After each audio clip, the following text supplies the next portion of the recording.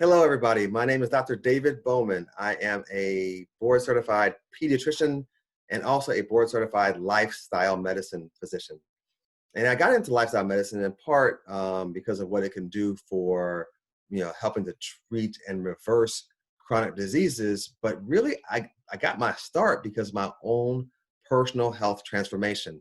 And I wanted to share that transformation with you in the hopes that, perhaps there's some people out there who will be inspired to make changes for themselves. So to start off, I was an athlete in high school, and I ran track.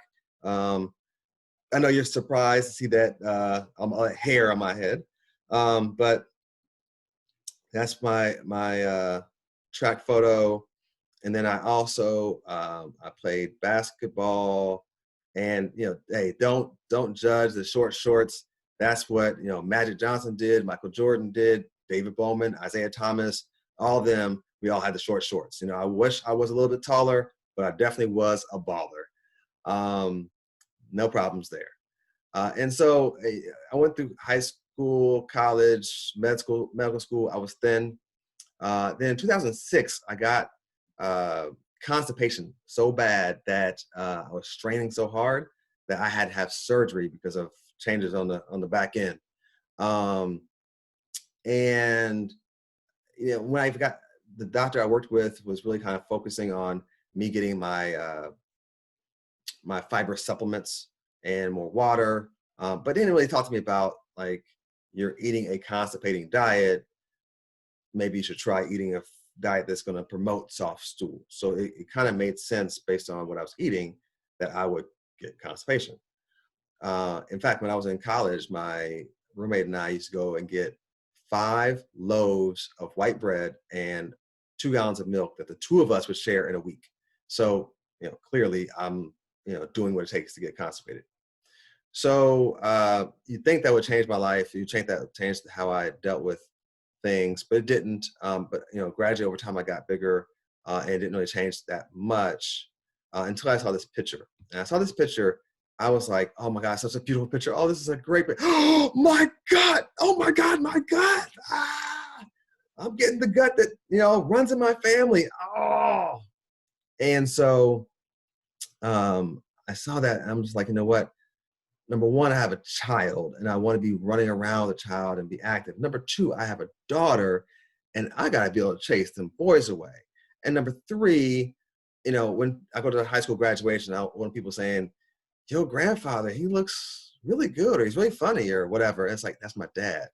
"Your dad, oh, he looks bad." I want them to be like, "Oh man, your dad is cool," or whatever. So I saw that and I said, I want to make some lifestyle changes. And so the first thing I did was I did a Daniel fast. What is a Daniel fast? It's a fast that's based on the prophet Daniel in the Bible.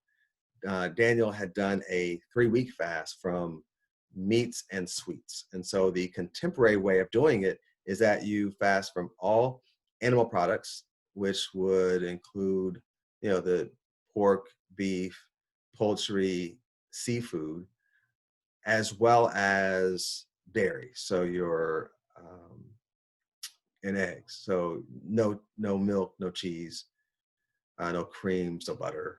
No you can no butter. Then no added sweeteners. So no sugar, no artificial sweeteners, no honey. You could do fruit, and no processed foods. So you could do brown rice, but not white rice, or whole wheat flour, but not white flour. And so I did that I was planning on doing it for 3 weeks. A week and a half into it, I was screaming, like, "Oh, I can't do this." One was the sugar withdrawal. And the other part was that I was absolutely bored out of my mind. I had 5 days in a row of black beans, brown rice, mixed vegetables. And I was just like, I can't take this type of. So, but then I was asked, so is this a spiritual fast or is this a lifestyle change? And I'm like, spiritual fast. So I went and prayed about it and like, "Lord, please help me get through this fast. It's so hard. Let me give me the spiritual strength." And in the middle of my prayer, I was like, wait a minute. I've worked in a number of countries in Africa, Botswana, Uganda, Nigeria. I've worked in Haiti, and I've seen people who have died of malnutrition. And, a good, I don't know, 1 billion people on this planet would be ecstatic to know I'm gonna have 5 days in a row of food. And here I am treating it with disdain. I'm being ungrateful. I said, Lord, please forgive me for being ungrateful. Oh my gosh, I'm so sorry. So I finished the fast, and two major things happened with that fast. One was my constipation was gone. Constipation for me, or going to the bathroom for me, essentially was fear, pain, trepidation, blood. It was bad before, and on this fast, it was like, did I go twice today? It's usually on a great time. It's twice a week, and even then, that's usually with some medication. So wow, that's a big change. And the other change was I lost 11 pounds in 3 weeks. Now, my results are different than other people's because I was probably full of stool. And so maybe a lot of my weight loss was because of the stool getting out. But what it did, it taught me that I could use spiritual strength for a lifestyle change.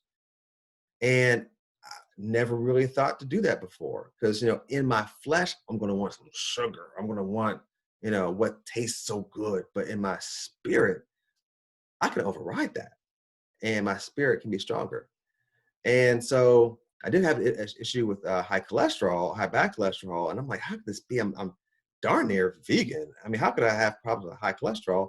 And it's like, oh my gosh, I'm doing like a 32-ounce smoothie of coconut milk. And I am doing microwave popcorn, a big bag of microwave popcorn every day. And so it's like, oh, I have lots of saturated fat in my diet. It makes sense. Saturated fat leads to high cholesterol. So that's why I have high cholesterol, at least the bad cholesterol. So when I cut those two out, my cholesterol came down and things got much better. And so you'd think that the constipation and the surgery would be enough to make me change my lifestyle. It wasn't. It was my daughter. And then here's a follow up though of what happened over time is that I got a lot thinner, and I should be exercising in this process. I didn't exercise a ton, as much as I hate to say it, but you actually really you lose weight in the kitchen, you get fit in the gym, and so I lost weight because of how I chose to eat. And then the other day, I was going through and my closet and cleaning out clothes I don't need anymore, and I came across these pants, and I was like, "Oh my gosh! Like this is a big difference of what I used to be like." And not just that, my largest size was 2 inches bigger than that. I've lost 4 inches off my waist, and so the thing that really made a difference for me is really just being transformed by the renewing of my mind as to what food is. Food can be the cause of disease, or food could be the thing that reverses my disease. Especially right now in the time of COVID. Oh my gosh, like I really want to boost my immunity and reduce my inflammation because inflammation tends to be what's causing people from dying. So I'm going to load up on berries and load up on dark green leafy vegetables, turmeric and mushrooms and a few other things that can do that for me. So I'm changing my mind as to what food is. And I want to leave you with one more thing is that death and life are in the power of the tongue. That's a proverb. And, usually when I hear that in church, they're referring to, what I may say to other people or other people might say to me, or maybe what I say to myself. But maybe the power of life and death is in the choice of my tongue and what my tongue is choosing to eat, that I could be eating death and disease, or I could be eating to make myself healthier and to live longer and have more vitality, more virility, all that good stuff. And I'm not going to let this 1% of my tongue dictate what happens with the other 99% of my body. The 99% of my body that's not my tongue, or the rest of my body that's not my tongue, might be suffering because of what my tongue has chosen.